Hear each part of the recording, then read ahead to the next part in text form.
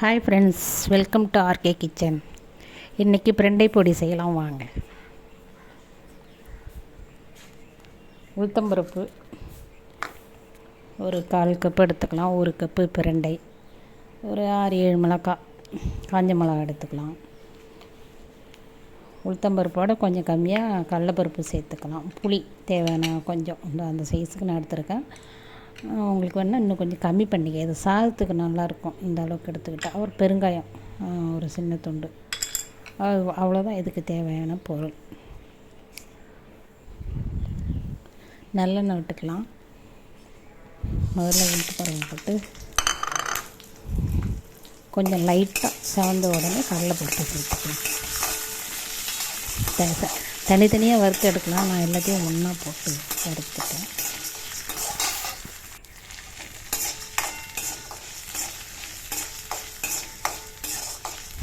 உங்களுக்கு வேணும்னா தனித்தனியாக வறுத்து எடுத்துக்கோங்க. நான் எல்லாம் அப்படியே ஒன்றா போட்டு வறுத்து எடுத்துக்கிட்டேன்.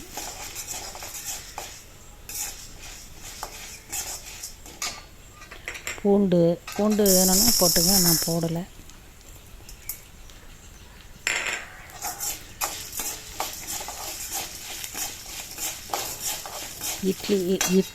இட்லி தோசைக்கெலாம் சாப்பிட்ணுன்னா புளி இன்னும் கொஞ்சம் அதில் பாதி அளவு புளி சேர்த்துக்குங்க. ஆனால் சாதத்துக்கு அந்த அளவு புளி போட்டால் சூப்பராக இருக்கும்.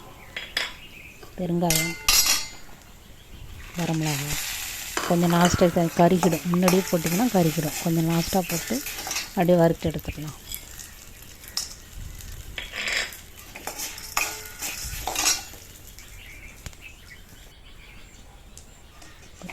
இன்னும் கொஞ்சம் இதில் பாதி சேர்த்துக்குங்க. இட்லிக்கு தோசைக்கெலாம் சாப்பிட்னா இதில் பாதி புளி திட்டமாக போட்டுங்க. நான் கொஞ்சம் அதிகமாக போட்டிருக்கேன் சாதத்துக்காக. அடுத்தது கொஞ்சம் லைட்டாக எண்ணெய் ஊற்றி கொஞ்சம் இன்னும் ஒரு ஸ்பூன் கூட ஊற்றிக்கலாம். போட்டு அந்த பிரண்டையை நல்லா வதக்கணும். கலர் மாறி வர அளவுக்கு வதக்கணும். அப்போ தான் அந்த அரிப்பு இல்லாமல் இருக்கும்.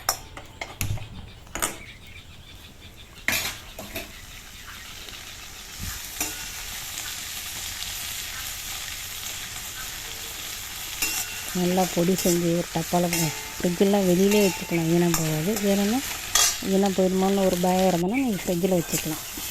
வச்சு ஒரு நாளைக்கு வேணாலும் வச்சுக்கிட்டு டெய்லி 1 ஸ்பூன் 2 ஸ்பூன் எடுத்து போட்டு சாதத்தில் ஃபஸ்ட்டு கொஞ்சம் எனக்கு எண்ணெய் பத்தலை, இன்னும் கொஞ்சம் வச்சுக்கிறேன். கொஞ்சம் தளரமாக இருந்தால் நல்லா இருக்குது. ஃபஸ்ட்டு ஒரு 4 வயதுக்கு இந்த பொடி போட்டு சாப்பிட்டு அப்புறம் சாம்பார் போட்டால் உடம்புக்கு எலும்புக்கு நல்லாயிருக்கும், பலமாக இருக்கும். இந்த அளவுக்கு புளி அதில் எனக்கு புளி வறுப்படலை, அதனால் புளியும் உப்பும் இதில் சேர்த்து வறுத்துக்கிட்டேன் நான். இந்த அளவு மாறி வரணும், அப்போ தான் நல்லாயிருக்கும்.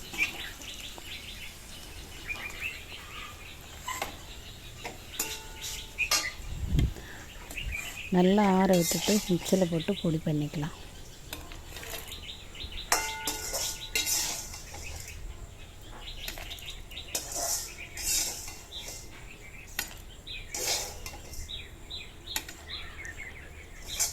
சில பேர் இன்னும் நிறைய துவையல் மாதிரி அரைப்பாங்க. நிறைய 2வது வேறு தாளிப்பு, அதெல்லாம் எதுவுமே தேவையில்லை.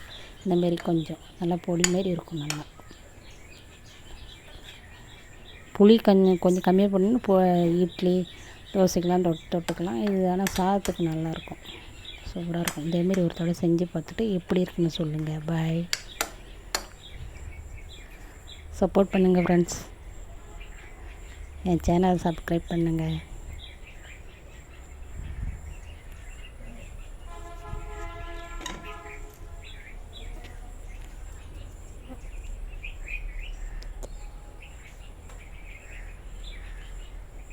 Thank you.